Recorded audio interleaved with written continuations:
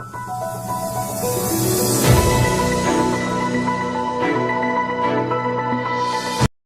बार सभी को जो आज की इस कार्यशाला में आए हैं सबको मेरा नमस्कार। 14 सितंबर की सरकार के विभिन्न कार्यालयों में तरह तरह के कार्यक्रम होते हैं, जिसका होता है हिंदी दिवस का आयोजन। और यह दिवस 14 सितंबर वर्ष 1949 में संविधान सभा ने हिंदी को भाषा के रूप में अंगीकार किया था। उसकी याद में 14 सितंबर का विशेष दिन एक स्मरण दिवस, और इस दिवस के उपलक्ष्य में विभिन्न प्रकार के कार्यक्रम आयोजित किए जाते हैं, जिसका उद्देश्य होता है हिंदी के प्रचार प्रसार को बढ़ावा देना। जो विषय मुझे दिया गया है हिंदी की संवैधानिक व्यवस्था और उनका कार्यान्वयन, तो चलिए शुरू करते हैं। हिंदी की जो संवैधानिक व्यवस्थाएं हैं, संविधान बात करते हैं। संविधान, हमारा देश 1947 में आजाद हुआ, लेकिन संविधान की बनाने की प्रक्रिया उनमें अंग्रेजी सरकार के कैबिनेट मिशन की सिफारिश पर ही शुरू हुई थी, और सन 1946 में संविधान सभा की स्थापना हुई थी कैबिनेट मिशन की सिफारिश पर। उसके बाद 11 दिसंबर यानी 1946 की समाप्ति में 11 दिसंबर को संविधान सभा की प्रारूप समिति का हुआ, जो कि संविधान लिखने का प्रारूप जिसे तैयार करना था। इस समिति ने 21 फरवरी 1948 को, यानी रख लें 1 वर्ष से कुछ ज्यादा में, संविधान का प्रारूप तैयार किया। और 26 नवंबर 1949 में, हम सितंबर में हिंदी दिवस मनाते हैं, लेकिन 26 नवंबर 1949 में वह प्रारूप, जो अंतिम प्रारूप संविधान का, वो स्वीकार किया गया।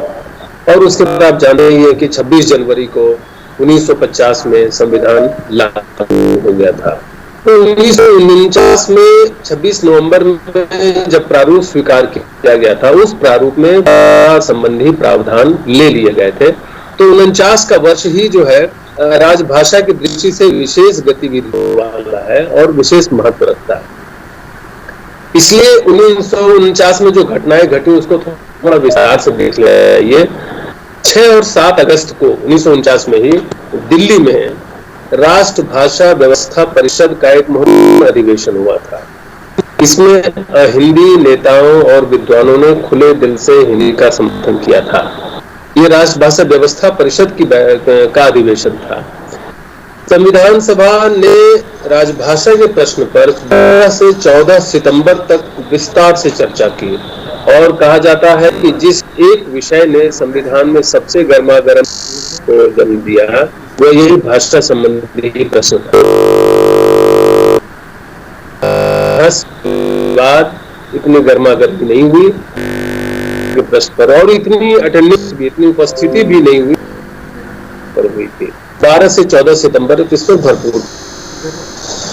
आपको जो भाषा से जुड़े हैं उनको मुंशी अयंगार फार्मूला भी मालूम होगा कि मुंशी अयंगार फार्मूला था, जिसमें कहा जाए देवनागरी लिपि को अपना, इसके जो अंक हैं वो अंतरराष्ट्रीय स्वरूप के जो है वो लिए जाए। इस फार्मूला पर भी विचार सितंबर में ही हुआ था, 2 सितंबर, और इसकी चर्चा जो है कांग्रेस दल की बैठक में हुई। संविधान सभा अपनी तरफ से चर्चा कर रही थी। इस प्रश्न के बारे में अन्य भी जो फ्रंट थे, मोर्चे, वो भी कर रहे थे, जैसे राष्ट्र व्यवस्था परिषद चर्चा कर रही थी। कांग्रेस दल की भी बैठक हुई थी, जिसमें मुंशी अयंगार फार्मूले पर विचार हुआ था, और तमाम भाषा जो इस जो है एक प्रावधान हुआ उसमें, और उसे अंतिम के रूप में लिया। क्योंकि वह 14 सितंबर 1949 का दिन था जिस दिन ये फाइनल अंतिम रूप से मान लिया कि इस देश की राजभाषा जो है हिंदी। वरना स्वीकार जो संविधान प्रारूप है वो तो 20 नवंबर 1949 को स्वीकार हुआ था, और लागू तो आप सब जानते हैं कि संविधान। तो राजभाषा नीति पर आने से पहले मैंने थोड़े संवैधानिक पृष्ठभूमि की चर्चा की, बाद में नीति के बारे में थोड़ा सा आप लोग को एक सर्वे के रूप में, सर्वेक्षण के रूप में इसकी यात्रा पर ले चलता हूँ। संविधान के भाग 5, भाग 6 और भाग 17 इसमें राजभाषा के प्रावधान जो है किए गए हैं। सबसे विस्तृत प्रावधान भाग 17 में है, जिसकी ही बातें हम सुनते हैं। भाग 5 और 6 में सिर्फ उल्लेख है, बड़ा महत्वपूर्ण उल्लेख है। जैसे भाग 5 में कहा गया था कि संसद में प्रयोग की जाने वाली भाषा क्या होगी, तो कहा गया था संसद का कार्य हिंदी या अंग्रेजी में किया जा सकेगा। इसके बाद भाग 6 में राज्यों विधानसभाओं में क्या होगी इसके बारे में है। और भाग 17 में संविधान का जो है प्रावधान है, जो आर्टिकल 343 से 351, अनुच्छेद 343 से 351 तक है। इसलिए जब भी हम चर्चा करते हैं तो इन्हीं अनुच्छेदों पर करते हैं जो भाग 17 के हैं, और उसके बाद राजभाषा अधिनियम और नियम। मेरा भी क्रम यही रहेगा। तो 343 में ये कहा गया था संघ की राज, इसका जो पहला प्रावधान है वो ये है कि संघ की राजभाषा हिंदी होगी और लिपि देवनागरी होगी, और अंकों का रूप अंतर्राष्ट्रीय भारतीय अंकों का अंतर्राष्ट्रीय स्वरूप होगा, जो आप सभी जानते ही होंगे। राजभाषा कर्मी तो जानते ही होंगे, इनके अलावा अन्य लोग भी जानते होंगे। इसके पहले अनुच्छेद में कहा गया था कि संविधान लागू होते ही 5 साल के अंदर एक राजभाषा आयोग का गठन किया जाए, फिर अगले 5 साल के बाद, यानी संविधान लागू होने के 5 साल बाद और फिर 10 साल बाद राजभाषा आयोग का गठन किया जाएगा। तो तदनुसार लागू संविधान 1950 में, 1955 में राजभाषा आयोग बना, जिसकी अध्यक्षता BG खेर ने की थी। इसमें 21 सदस्य थे। इसने अपनी रिपोर्ट दी 1957 में, और इस पर विचार करने के लिए राजभाषा संसदीय समिति बनी, जिसके अध्यक्ष थे तत्कालीन गृह मंत्री गोविंद बल्लभ पंत। इस 30 सदस्य थे।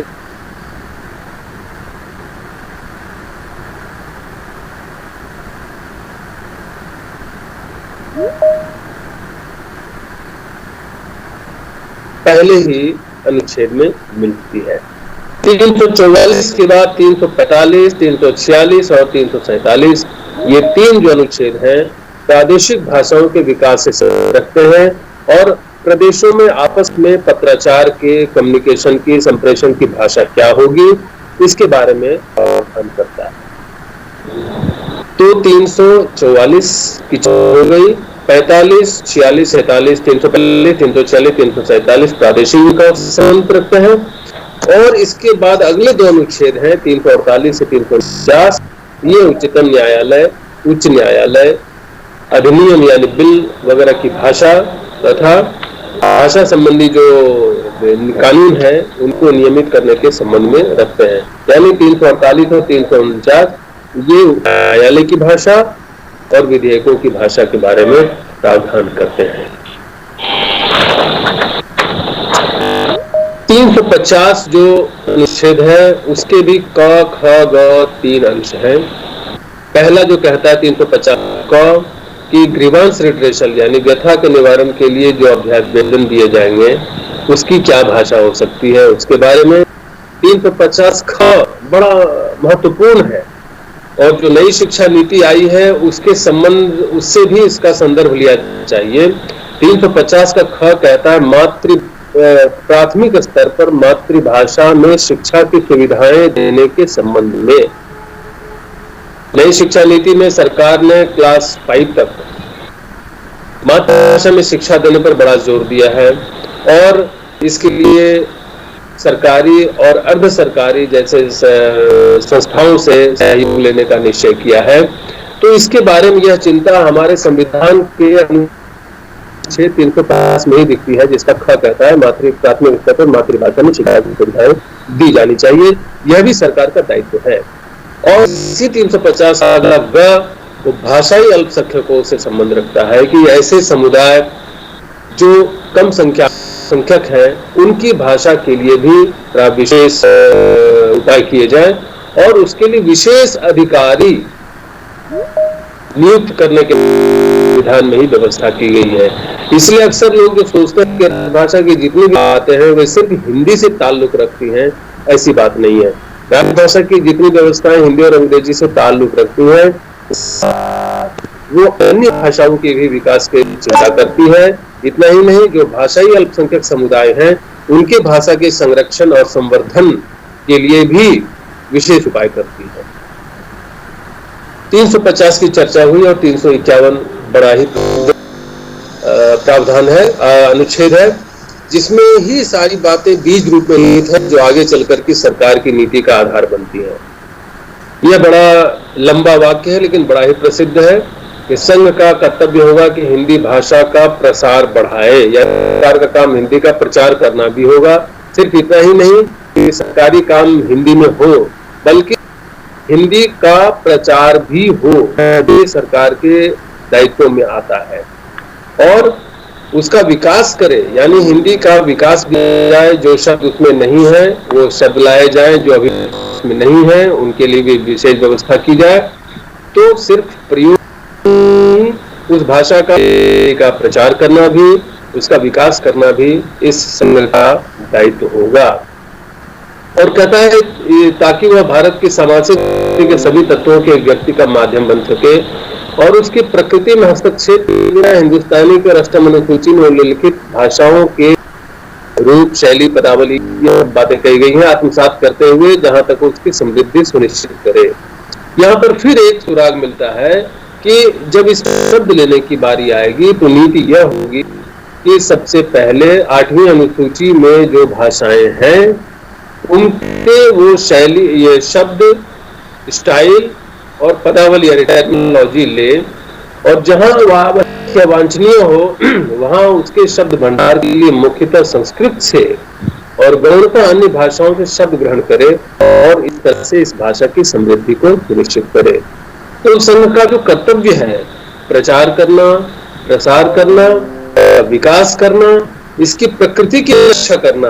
राजभाषा या अनुवाद की भाषा पर जो आरोप लगता है यह कृत्रिम महसूस होती है, बोझिल महसूस होती है, तो इसके विरोध में यही उक्ति कह देती है कि इसकी प्रकृति, जो हिंदी की मूल प्रकृति है, उसके साथ हस्तक्षेप नहीं होने, जहां तक हो यह दूसरी भाषाओं से भी पदावली ले और उसको आत्मसात करे। ऐसा नहीं कि कृत्रिम महसूस हो, और जहां शब्दों की जरूरत हो तो उसका पहला स्रोत संस्कृत होगा, अन्य स्रोत जो है वो अष्टम अनुसूची में लिखित अन्य भाषाएं होंगी।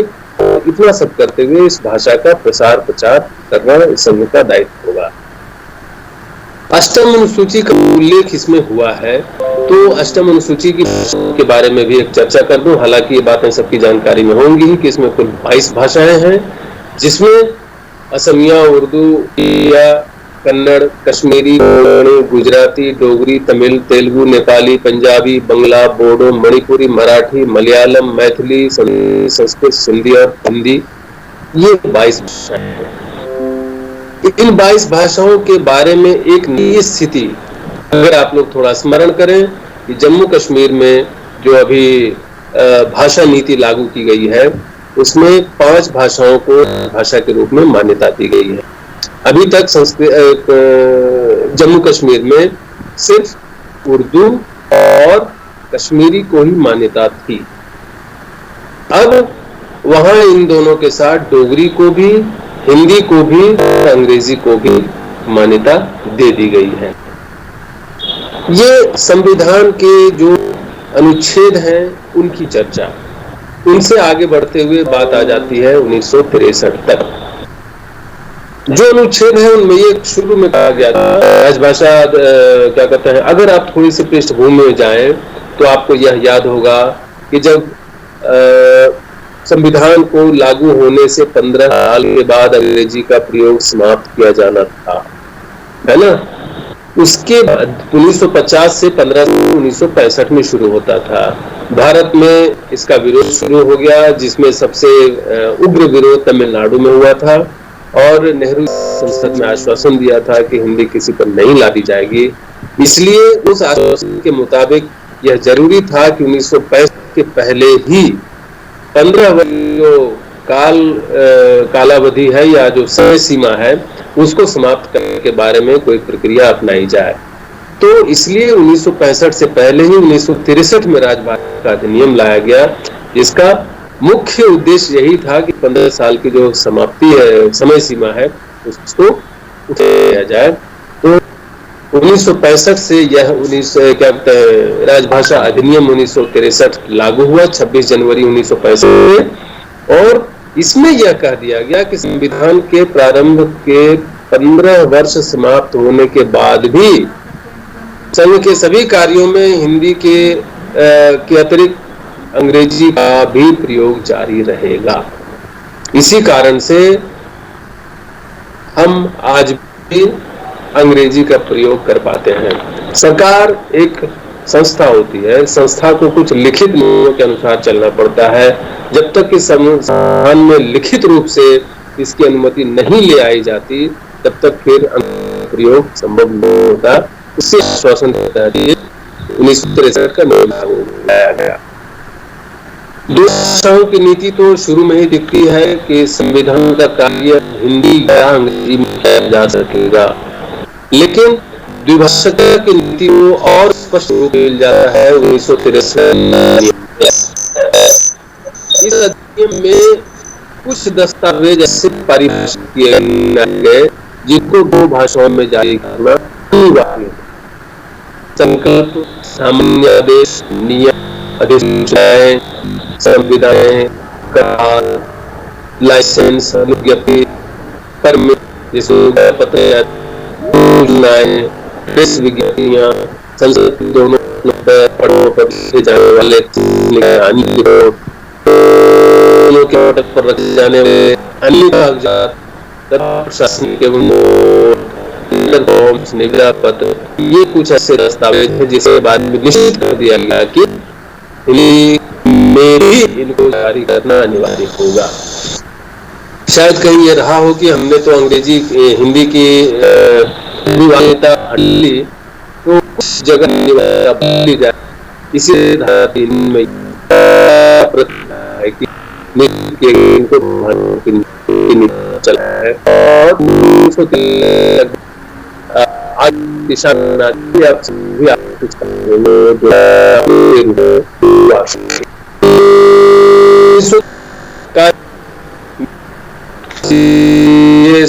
गठन चर्चा इसके गोविंद पल्लव पंत थे। इस समिति का काम था हिंदी में की गई प्रगति की समीक्षा करना और राष्ट्रपति को सिफारिशें। ये 1963 का जो अधिनियम है उसकी मुख्य चीज है। मैं बहुत आपको विस्तार से इसमें समय नहीं लगाना चाहूंगा। ये मौका ऐसा होता है कि कुछ चीजों को जब हम उसको याद भी करते हैं, लेकिन याद करते हैं एक सिलसिले के अंतर्गत। इसके बाद आता है राजभाषा नियम 1973। पहले अधिनियम बनता है, उसके बाद नियम बनता है। नियम प्रायः उसी चीज को स्टेप्स डिफाइन करके, कार्यक्रम बना करके, उसके जो कदम होंगे, कार्रवाई की जाएगी, उसकी प्रक्रिया और स्पष्ट की जाती है। तो 1976 के नियम के बारे में जो पहली पंक्ति है वो उल्लेखनीय है कि इन नियमों का प्रसार प्रभाव तमिलनाडु को छोड़कर अन्य शेष भारत पर होगा। इस बात को याद रखेंगे और तब आगे की बातें हम करेंगे। इसी में क ख ग क्षेत्रों की बात की गई। क्षेत्र क में वे राज्य जाते थे जो हिंदी भाषी थे, जहां की रोजमर्रा की भाषा हिंदी थी। क्षेत्र ख में ऐसे राज्य जाते थे जहां की क्षेत्रीय भाषा और हिंदी का लगभग एक जैसा प्रसार था, और क्षेत्र ग में ऐसे राज्य जाते थे जो शेष भारत। बाकी जम्मू कश्मीर के बारे में लोग अक्सर पूछते हैं कि वो ग क्षेत्र में आता है कि नहीं। थोड़ी सी शंका इस बारे में भी, चूंकि यहाँ विशेषज्ञ मंडली मौजूद है। जम्मू कश्मीर का जो धारा 370 जब था, तब उसमें यह व्यवस्था थी कि भारत सरकार का कोई भी कानून वहां तभी लागू होगा जबकि वहां की विधानसभा अपने यहाँ भी उसको पारित करेगी, स्वीकार करेगी। राजभाषा नियम अधिनियम को जम्मू कश्मीर की विधानसभा ने अपने यहाँ पारित नहीं किया था। तो एक तरह से जम्मू कश्मीर इस नियम के अनुसार तो वहां पर जम्मू कश्मीर पर राजभाषा नियम लागू होता है, लेकिन यह नियम लागू होने की जो अगली शर्त है कश्मीर पर, ये अपने यहाँ भी इसको स्वीकार करेंगे, यह प्रक्रिया तय नहीं की गई थी। इसलिए दो राज्य ऐसे हैं जहां स्थिति थोड़ी संदिग्ध थी। अब जम्मू कश्मीर की स्थिति बदल गई है। धारा 370 को निष्प्रभावी करने के बाद वह स्पष्टतया गौ क्षेत्र में आ गया। तमिलनाडु की स्थिति संदिग्ध बनी हुई है, क्योंकि यह पूरा का पूरा वर्गीकरण से ही तमिलनाडु बाहर है। 1976 के अधिनियम की नियम की कोई बात उस पर लागू नहीं होगी। जो विषय आप लोगों में जिज्ञासु होंगे वे राष्ट्रपति के जो आदेश जारी होते हैं संसदीय समिति की सिफारिशों पर, नवा खंड जो सबसे हाल जारी हुआ उसको देखेंगे। उसमें भी स्पष्ट नहीं किया गया है। उसमें सिर्फ यही कहा गया है कि जम्मू कश्मीर की स्थिति जो थी वैसी ही बनी रहेगी। अभी एक सचिव राजभाषा गृह मंत्रालय से जब चर्चा चल रही थी उस पर उस चर्चा में मैं मौजूद था। उस पर भी ये चर्चा हुई थी कि गौ क्षेत्र में तमिलनाडु आता है या नहीं, जबकि नियम में कहा गया शेष भारत, तो शेष भारत में तमिलनाडु भी है तो वहां पर लागू होना चाहिए। किंतु पहली ही पंक्ति जो उस नियम की कहती है कि नियमों का प्रभाव तमिलनाडु को छोड़कर शेष भारत पर होगा, इसीलिए तमिलनाडु इस पूरी चर्चा से ही बाहर हो जाता है। क ख ग की चर्चा से ही वो बाहर हो जाता है।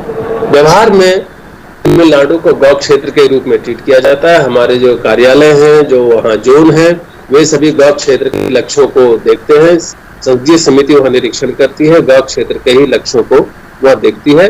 लेकिन क्योंकि संवैधानिक व्यवस्था की चर्चा हुई थी तो इस पहलू को भी मुझे लगा कि आप लोगों की नजर में लाना चाहिए। ये पहलू भी ऐसा है जिस पर ध्यान दिया जाना चाहिए। व्यवहार में इससे कोई फर्क नहीं पड़ता।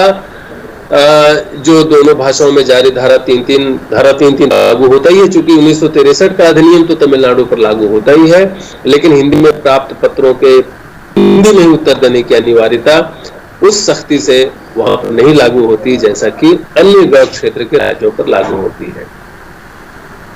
इसी नियम में यह निश्चित किया गया कि जो धारा 3-3 के जो दस्तावेज होंगे, दो भाषाओं में जारी होंगे, उसका दायित्व किसका होगा। अगर कोई उल्लंघन हुआ तो किससे पूछा जाएगा। किसका काम यह सुनिश्चित करना होगा कि यह दस्तावेज दो भाषाओं में जारी अवश्य हो। तो यह जिम्मेदारी की गई कि जो उस पर हस्ताक्षर करेगा उसी अधिकारी का कर्तव्य होगा यह देखना कि धारा 3-3 का कोई भी जैसे परिपत्र है या सामान्य आदेश है या प्रशासनिक रिपोर्ट है या प्रेस विज्ञप्ति है या लाइसेंस है, परमिट है, टेंडर है, नोटिफिकेशन है, जो भी है, तो उसकी जिम्मेदारी होगी यह देखना कि उसे दो भाषाओं में जारी कराए। क्योंकि यह संविधान का प्रावधान है, इसलिए इसको उल्लंघन करने की या इसमें बदलाव करने की किसी के पास नहीं है। यहाँ तक पास भी नहीं, राष्ट्रपति को भी अधिकार नहीं है कि वो धारा 3-3 के किसी कागज को सिर्फ एक भाषा में जारी करें, जो संवैधानिक स्थिति है। इसलिए यह बड़ी सख्त धारा है, धारा 3-3। नियम में यह निश्चित कर दिया गया कि जिम्मेदारी किसकी होगी उसको दो भाषाओं में जारी करने का एंश्योर करना। इसी नियम में हिंदी ज्ञान का स्तर भी तय किया गया। जब कर्मचारी को हिंदी में काम करना होगा तो उसे कुछ ज्ञान का स्तर भी निर्धारित करना होगा और इसके लिए कार्य साधक ज्ञान और प्रवीणता प्राप्त की स्तर एक निर्धारित किया गया और परिभाषित किया गया किसे हम कार्य साधक ज्ञान कहेंगे। कोई कर्मचारी अगर 10वीं कक्षा में हिंदी एक विषय के रूप में पढ़ता है तो उसे कार्य साधक ज्ञान प्राप्त माना जाएगा। अगर वह 10वीं कक्षा हिंदी माध्यम से पढ़ता है तो उसे प्रवीणता प्राप्त माना जाएगा। अगर किसी ने ग्रेजुएशन या स्नातक में एक विषय हिंदी पढ़ी हो तो उसे प्रवीणता माना जाएगा। किसी ने यदि कक्षा 5 में हिंदी एक विषय पढ़ी हो तो उसे प्रबोध के स्तर का माना जाएगा। तो ये बातें जो है दो लेवल, कार्य साधक ज्ञान और प्रवीणता स्वाभाविक रूप से उच्चतर ज्ञान का स्तर है, इसको परिभाषित किया गया। साथ ही यह भी इसमें तय किया गया कि कोई कर्मचारी अपील, आवेदन या अभ्यावेदन कोई हिंदी या अंग्रेजी में कर सकता है, फाइलों पर अपनी टिप्पणी या मसौदा हिंदी में लिख सकता है, और जब लिख कर देगा तो उससे यह नहीं कहा जा सकता कि वह उसका अनुवाद दूसरी भाषा में, यानी अगर हिंदी में दे अंग्रेजी में दे। अगर उसने कोई नोट दिया है तो उसका अधिकारी उसे यह नहीं कह सकता कि इसे अंग्रेजी में करके लाओ। लेकिन इसका एक अपवाद भी तय किया गया, यदि वह दस्तावेज विधिक यानी लीगल नेचर का हो या तकनीकी प्रकृति का हो तो उससे अनुवाद माना जा सकता है, अन्यथा नहीं। लीगल या टेक्निकल नेचर का है या नहीं यह तय कौन करेगा? तो यह स्वाभाविक रूप से जिसकी जिम्मेदारी है अनुपालन की, कार्यालय प्रमुख, तो वो। इसके अलावा धारा 3(3) के जो कागजात हैं उनके अलावा भी 1976 के नियम में कुछ चीजों को 2 भाषाओं में होना अनिवार्य किया गया। द्विभाषिकता की जो नीति थी सरकार की, वो आप देखेंगे धीरे धीरे और स्पष्ट रूप लेती चलती है। इसमें जो नियम संख्या 11 में निर्धारित किया गया कि जितने भी मैनुअल होंगे, संहिताएं होंगी, ऐसा साहित्य जो किसी प्रक्रिया के बारे में, प्रक्रिया संबंधी साहित्य, स्टेशनरी, लेखन सामग्री, फॉर्म, रजिस्ट्रों के जो हेडिंग्स हैं, उनके शीर्षक हैं, नाम पट्टिकाएं, पत्र शीर्ष, सूचना पट, लिफाफों पर जो कुछ भी लिखा जाता है वो, और अन्य जो भी लेखन सामग्री है उसे हिंदी और अंग्रेजी दोनों में होना होगा, ऐसा 1976 का नियम कहता है। तो 63 में कुछ कागजात जो दस्तावेज थे उनके द्विभाषिकता की बात कही गई, और 1976 के नियम में अन्य मदों की जो मैंने अभी चर्चा की उनको द्विभाषिकता की बात कही गई। और इसमें फिर कहा गया, अनुपालन का दायित्व भी निश्चित किया गया कि राजभाषा के संबंध में जो भी नियम कानूनी सब जो बने हुए हैं उसको पालन कराने की जिम्मेदारी किस पर होती है, सभी को मालूम होगा। अब ये कम से कम रेलवे में यह सामान्य रूप से जाना जाता है, रेलवे में राजभाषा के बारे में लोगों की जागरूकता का स्तर अच्छा है। तो यह उत्तरदायित्व कार्यालय के प्रशासनिक प्रधान पर डाला गया है कि वो नियमों और नियमों का समुचित रूप से अनुपालन हो, इसका निश्चित कार्रवाई करे। इसमें जब ये 14 सितंबर में राजभाषा की चर्चा होती है तो मैं देखता हूँ कई व्हाट्सएप ग्रुप्स में या लोगों से चर्चा में भी अक्सर राष्ट्रभाषा शब्द भी चला आता है, और लोग जो अपनी प्रतिक्रियाएं देते हैं कि हिंदी को राष्ट्रभाषा बनाने का काम अधूरा रह गया, हिंदी राष्ट्रभाषा नहीं बन पाई है, कब बनेगी, ऐसी बातें। राजभाषा और राष्ट्रभाषा में एक अंतर है, कानूनी स्थिति का अंतर है। बहुत सारे हम कार्य करते हैं, कुछ कार्य कानूनन हैसियत भी रखते हैं। एक देश की सरकार की एक वैधानिक सत्ता होती है, लीगली मेड होती है, उसकी स्वीकृति या उसकी वैधानिकता किसी संविधान के आधार पर होती है। हमारी मदद बहुत सारे करते हैं, लेकिन हमारी मदद करने के लिए जो संस्थाएं सरकार ने बना रखी हैं उन पर हम दबाव भी डाल सकते हैं कि आपको ये काम करना है। एक पड़ोसी हमारी मदद करता है, हम अगर कोई दवा पूछ सकता है, लेकिन सरकारी हॉस्पिटल पर हमारा अधिकार होता है कि आप हमारा चिकित्सा करें, हमारा इलाज करें। उसी तरह से भाषा के बारे में भी एक वैधानिक शक्ति देनी होती है उस भाषा को, ताकि उसका सरकार में कार्य हो सके।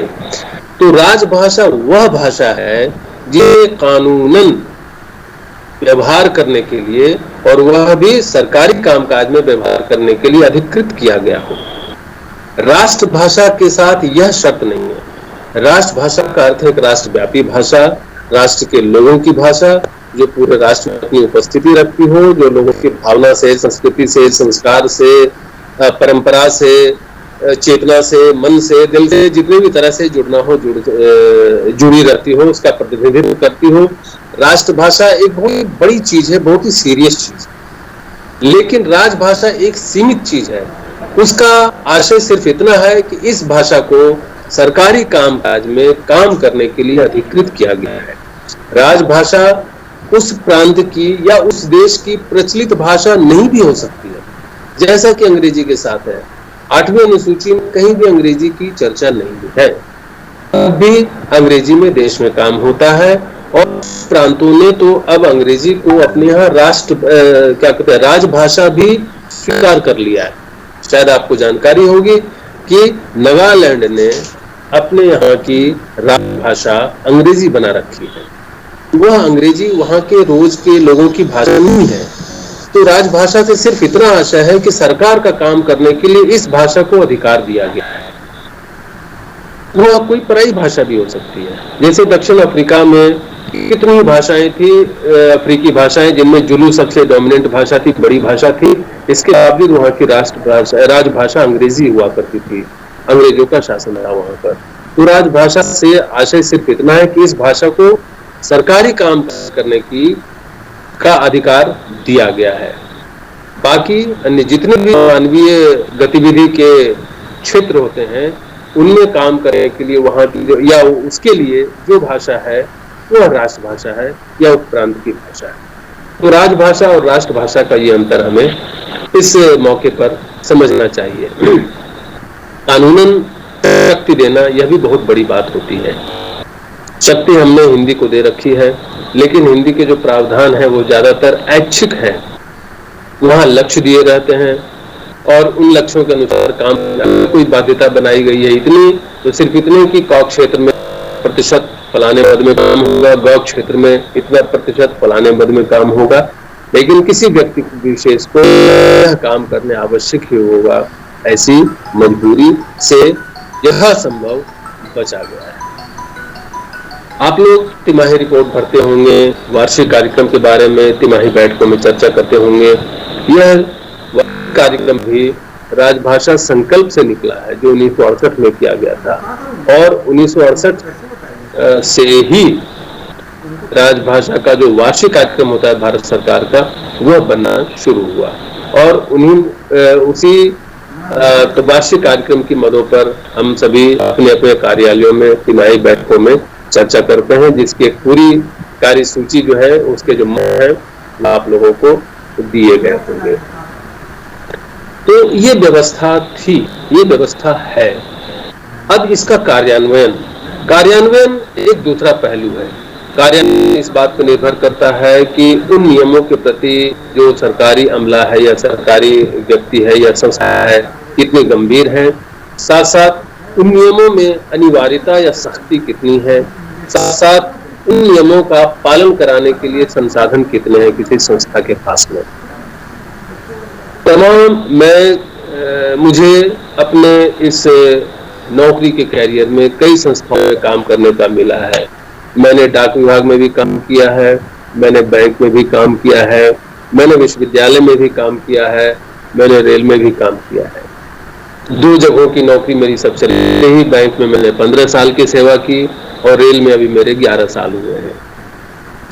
कई संस्थाओं को देखते हुए मैं यह पाता हूँ कि भारत सरकार का जो मंत्रालय या जो ऑफिस हिंदी के कार्य के प्रति सबसे अधिक गंभीर है, हालांकि यह गंभीरता भी हमें नहीं होती, हमारे लक्ष्य या हमारी इच्छा से बहुत कम है, फिर भी अन्य संस्थाओं की तुलना में भारतीय रेल में राजभाषा के जो प्रावधान है उनके कार्यान्वयन का स्तर काफी अच्छा है। राजभाषा के लिए जो तंत्र होता है उसमें सबसे अधिक कर्मी भारतीय रेल में ही है। आप अगर उपक्रमों में जाएं, बैंकों में जाएं, अन्य संस्थाओं में जाएं, जैसे डाक विभाग की चर्चा में कि वहां जाएं, तो वहां राजभाषा को अनुपालन कराने के लिए कर्मचारियों की, अनुवादकों की या सहायकों की संख्या बहुत कम होती है। हम सभी इस मायने में हमें अपने को भाग्यशाली मानना चाहिए कि राजभाषा का जो निदेशालय है, राजभाषा के जो सेल है, कक्ष है, इसका रेल में गठन शुरू में ही बड़े अच्छे तरीके से और विस्तार से किया गया। इसका असर ये है कि रेल में कार्यान्वयन का स्तर भी काफी अच्छा है। दूसरा, भारतीय रेल एक अपना अखिल भारतीय चरित्र रखती है और इस अखिल भारतीयता के कारण ऐसे व्यक्ति भी जो दक्षिण भारत के हैं या पूर्वोत्तर के हैं, वे सभी इतना एक्सपोजर होता है, इतना संपर्क होता है कि वे सभी हिंदी जानते ही हैं। मैंने बैंक की नौकरी में ऐसे कार्यपालक तो देखे जो हिंदी नहीं बोल पाते थे या बहुत मुश्किल होती थी बोलने में, लेकिन में कई ऐसे दक्षिण भारतीय अधिकारियों कर्मचारियों से मुझे मिलने का मौका मिला है जिन्हें हिंदी काम चलाऊ क्या बहुत सीमा तक मालूम रहती है, और अपने कैरियर में प्रायः कोई उच्चाधिकारी अक्सर मुख्य राजभाषा अधिकारी या अपर मुख्य राजभाषा अधिकारी इस तरह के काम वो या उप मुख्य राजभाषा अधिकारी का दायित्व संभाले हुए रहता है। रेलवे में राजभाषा के प्रति जागरूकता का कार्यान्वयन का स्तर अच्छा है, लेकिन जो इन नियमों में है, जो मूल थी कि भारतीय संघ की राजभाषा हिंदी होगी, उस लक्ष्य से हम काफी काफी काफी पीछे हैं। भाषा समाज की चीज होती है। कोई भी समाज अपनी भाषा से जैसा लगाव रखता है, उसे जितनी गंभीरता से लेता है, उस भाषा की ऐसी ही गंभीरता उस संस्था में बनी भी होती है। सौभाग्य से, दुर्भाग्य से, परिस्थितियों के कारण या राजनीतिक कारणों से या जो भी कारणों से हिंदी अनौपचारिक लेवल पर पूरे भारत में जैसी मौजूदगी रखती है, जितना व्यवहार होता है उसका, जितनी स्वीकृति है, औपचारिक स्तर पर यानी राजभाषा के रूप में लिखित कार्यों में उसका उतना प्रयोग नहीं होता है। क्योंकि मुझे अहिंदी भाषी प्रदेशों में भी रहने का अच्छा खासा मौका मिला है। पश्चिम बंगाल में तो मैं लगभग 22 साल रहा हूँ और दक्षिण भारत में भी 4 साल रहा हूँ। तो मैंने देखा कि इन सभी राज्यों में हिंदी का प्रयोग अच्छा खासा लोग बोलते हैं, समझते हैं, लेकिन इन्हीं राज्यों की विधानसभाओं में या इन्हीं राज्य की सरकारों के द्वारा हिंदी का पालन या हिंदी की स्वीकृति बहुत कम होती है। तो हिंदी जो अपनी मौजूदगी या जो भी स्वीकार्यता रखती है बोलचाल की भाषा, संपर्क भाषा के रूप में, वो कतई बहुत बहुत ज्यादा है बजाय उस स्थिति के जो हम लिखित रूप में। तो मेरी बात समाप्ति हो चली है। तो यह थी संवैधानिक व्यवस्थाओं की बात मैंने कही, उसके कार्यान्वयन का स्तर कहा, और हिंदी की जो प्रचार प्रसार की स्थिति है उसके बरअक्स या उसके सामने हमारा जो है प्रयोग कितना है राजभाषा के रूप में, लिखित रूप में, यह हमें इसकी चर्चा की। लेकिन यह चर्चा सिर्फ चर्चा तक नहीं रहनी चाहिए। इस चर्चा का सिर्फ यह लाभ लिया जाना चाहिए कि हम इससे अपनी प्रेरणा को बढ़ाएंगे और कहीं भी बाधाएं हैं उसको कम करेंगे और हिंदी का प्रयोग बढ़ाएंगे। बोलने में भी हिंदी का प्रयोग करेंगे तो एक अच्छी हिंदी के जो शब्द हैं उनको जगह देते हुए, अनावश्यक अंग्रेजी की घुसपैठ से बचाते हुए अच्छी भाषा का प्रयोग करेंगे। और यह हिंदी दिवस की जितनी भी गतिविधियां हैं ये इसी उद्देश्य से हैं कि हम हिंदी का अपने ऑफिस में बढ़ाएंगे और एक व्यक्ति के रूप में हम अपने समाज में भी बढ़ाएंगे। निवेदन करना